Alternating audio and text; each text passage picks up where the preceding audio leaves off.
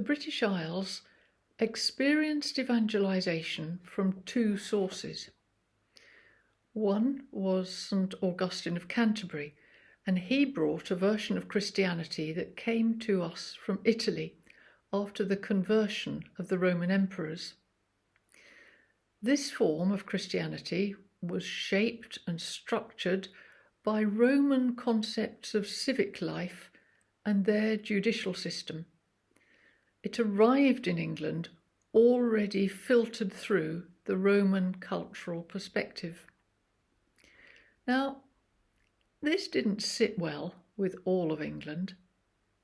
In fact, the division in church practice was eventually addressed by King Oswy at the Synod of Whitby in 663 and 664 AD. St. Peter was the person in the Gospels to whom Jesus said, "You are Peter, and on this rock I will build my church."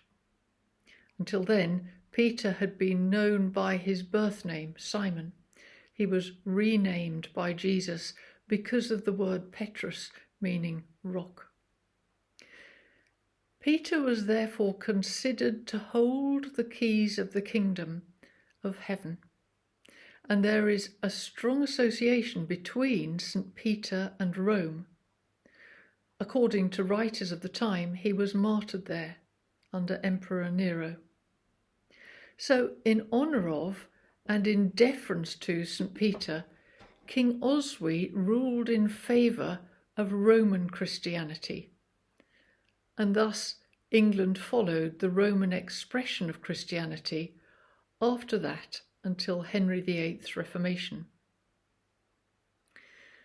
The synod where this decision happened took place at Whitby Abbey, a double monastery for both men and women under the leadership of Abbess Hilda, who nurtured and encouraged Caedmon the poet, who wrote the fragment that remains as one of the very first evidences of English verse. Hilda would not have been pleased at the outcome of the synod vote because she, like Queen Enfled, King Oswy's wife, favoured the other expression of Christianity that had come to England from St. Columba's monks based on Iona. They were the original missionaries to the British Isles, and under their influence, Northumbria was converted before Augustine arrived. Now, St. Augustine was the prior of a monastery in Rome when, in 595 AD, Pope Gregory the Great sent him to evangelize King Ethelbert and his kingdom of Kent. Up until then, the Kentish people followed the religion of Anglo-Saxon paganism. So there was a two-pronged ingress of the gospel into England. When Columba was thrown out of his monastery in Ireland, he was commanded to go until he could no longer see Ireland any more. So he travelled by sea up as far as Iona, and from there he could no longer see Ireland. So that's where he settled. And he established his monastery there on Iona, and so came down through Scotland into Northumbria, evangelising first Scotland and then England. Meanwhile, Augustine sailed from Italy to south-east England, and he landed at Thanet in Kent and brought the gospel by that route. You would have thought then that southern England would have been evangelised by Augustine, but he encountered resistance. The Sussex people have a saying, "We won't be druv." And in case you don't understand that, it means we will not be driven. The Sussex people are markedly stubborn. Here, where I live, in East Sussex, in this little pocket, Augustine completely failed. But where he failed, Columba's monks, as they gradually permeated the country, succeeded. King Offa of Mercia, who ruled for about 40 years in the second half of the 700s, took advantage of instability in southern England to establish himself as an overlord.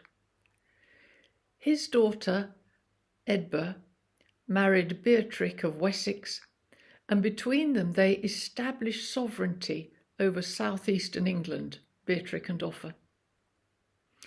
Towards the close of the 700s, when King Offa gave a parcel of land on England's south coast at Bexhill to be dedicated in perpetuity to the praise and glory of God, the treaty was signed according to Columba's Celtic form of Christianity.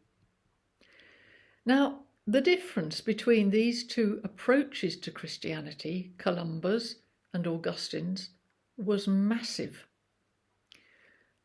Roman Christianity was highly structured. It was based on the Roman legal system after all, hierarchical and patriarchal. Celtic Christianity was more rooted in the natural world, both in inspiration and expression. Anglo-Saxon paganism harmonized far better with Columba's approach than Augustine's. Augustine's was imposed from without and above and established dominance, and yes, it took hold. But Columba's monks worked with the people in what they already had in place, and they showed the people how it connected with the vision of the gospel. In the old religion, the natural world was sacred, alive, ensouled. The wells were holy, seen as the places where life issued from the womb of the earth, as a woman's waters break when a child is born. Everything was holy. The trees, the streams, the rocks, the birds, the animals, all of it was alive with spiritual power. Their religion was expressed in the wheel of the year, the turning of the seasons in farming and in the seasons of the light. England is quite far north. The winters are very dark and cold, but the summer days are long.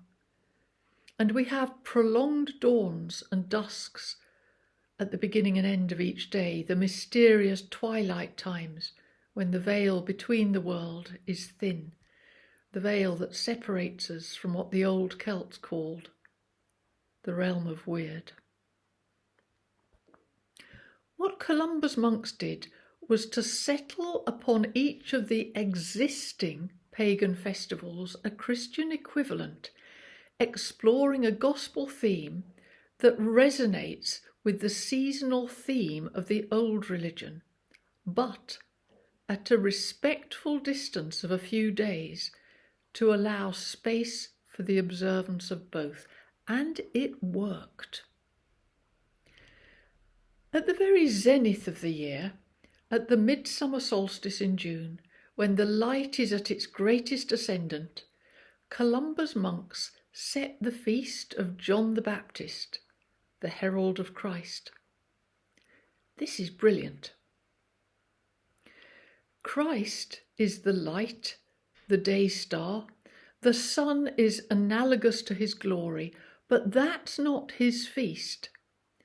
Standing there at the height of the year, John the herald points down to the dark, deep days of the winter, and it is there, at the deepest, darkest, coldest moment, the time of hunger and frost and death, that the infant light is born at the winter solstice. What the old religion spoke of as Yule, the turn, the moment when in darkness and death, light and life are born again. That's where the monks settled Christmas, the feast of the Incarnation. But halfway between the feast of St. John the Baptist in June and the feast of the Incarnation at the winter solstice comes the autumn equinox, Alban Elfed, the harvest home. The harvest season begins when the sickle is put in to reap the barley at the beginning of August, Lunasa, in the old religion, where Columba's monks settled lammas, which comes from loaf mass, for the barley loaf that fed the people. But the harvest season concludes at the autumn equinox, when the weather changes, and now by this time all must be safely gathered in, so the barns are full, because the cold, lean days are coming. There, at the autumn equinox, alongside Alban Elfed, Columba's monks settled the feast of St. Michael and all angels. The angels are the reapers of God's harvest, ensuring all is safely gathered in. St. Michael stands at this golden time of harvest thanksgiving, pointing down the year to the coming winter, and his message is, prepare, for the dark days are coming. Be ready. He's not talking about the harvest of wheat and barley, he means the harvest of souls. He's pointing down to the ending of our days in death, the winter of life, the time of the coming of Christ, but this time in judgment. And he's saying, prepare for yourself and your household, your family. Are you ready? Today, the 29th of September, is the feast of St. Michael and all angels. May we heed his word to us. Prepare, for the dark days are coming. Do the work of body and of soul. Life is uncertain, and it ends. Stand always ready.